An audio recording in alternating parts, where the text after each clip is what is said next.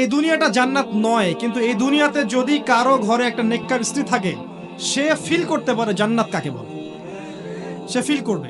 এমনিতে দুনিয়াটা ফিতনার জায়গা, কিন্তু যার ঘরে একটা নেককার সুশ্রী পবিত্র স্ত্রী আছে, যে তাকে দিনের পরে চলতে সাহায্য করে, সে দুনিয়াতেই জান্নাতের ফ্লেভার পাবে ইনশাআল্লাহ। এটা আল্লাহ পাক সবার তাকদিরে নসিব করেন না। যদি আপনি পবিত্র না থাকেন, আপনি যদি হারাম মিউজিকে থাকেন, এই যে ডিজে করেন, 31st নাইট করেন, ইয়াবা খান, মদ খান, হারাম অ্যাফেয়ার্স করেন, জেনা করেন, এগুলোতে লিপ্ত থাকেন, 10 ঘাটের পানি আপনি খেয়ে এসে থাকেন, আপনি কোশ্চিন কেন পবিত্র নারী পাবেন না? আপনি যাকে পাবেন দেখবেন সেও 10 ঘাটের জল খেয়ে আসছে। অতএব প্রিয় ভাইয়েরা, গার্লফ্রেন্ড আপনাকে ভালোবাসে না,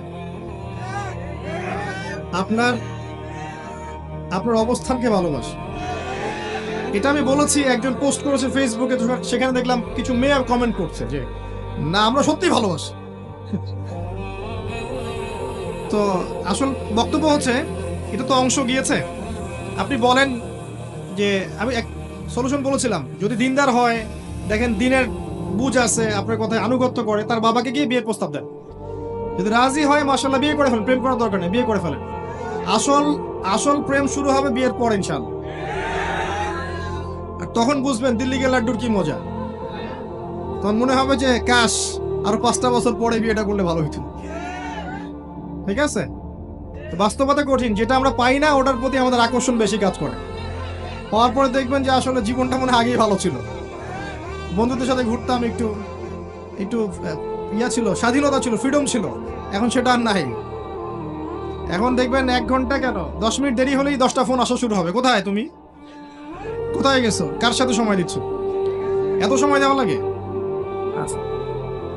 বিয়ের প্রস্তাব দেন, যদি বাবা রাজি হয়, পরিবার মেনে নেয়, আপনার একটা হালাল রিজিকের সোর্স থাকে, আপনি বিয়ে করে ফেলেন। হারাম রিলেশনশিপে যাবেন না, এটা এক প্রকার জিনা। এটা কি এক প্রকার জিনা? কারণ শুধুমাত্র সেক্সুয়াল সম্পর্কটাই জিনা নয়, দেখা সাক্ষাৎ করা, কথাবার্তা বলা, ফোনে কথা বলা, আই কন্ট্যাক্ট, সবকিছু জিনার অন্তর্ভুক্ত। জিনা থেকে দূরে না আসতে পারলে আপনার মনের মধ্যে নূর কোশ্চিন কেন আসবে না? আল্লাহর জন্য ছেড়ে দেন, আল্লাহ পাক আপনাকে তার চেয়ে 1000 গুণ ভালো দিবেন ইনশাআল্লাহ তাআলা, বিশ্বাস রাখেন। তো পুরো বক্তব্যটা হচ্ছে যে, আপনি এতটুকু যদি বলতে পারেন, ঠিক আছে, আমি চিন্তা করেছি যে আমি বাবার সম্পত্তি আর নিব না, নিজের পায়ে দাঁড়াবো, কষ্ট করে আমি একটা জব খুঁজবো, হ্যাঁ, 5,000 টাকা স্যালারি হোক আর 10,000 টাকা স্যালারি হোক, কষ্ট করে আমি নিজের পায়ে দাঁড়িয়ে নিজে প্রতিষ্ঠিত হয়ে তোমাকে বিয়ে করবো ইনশাআল্লাহ।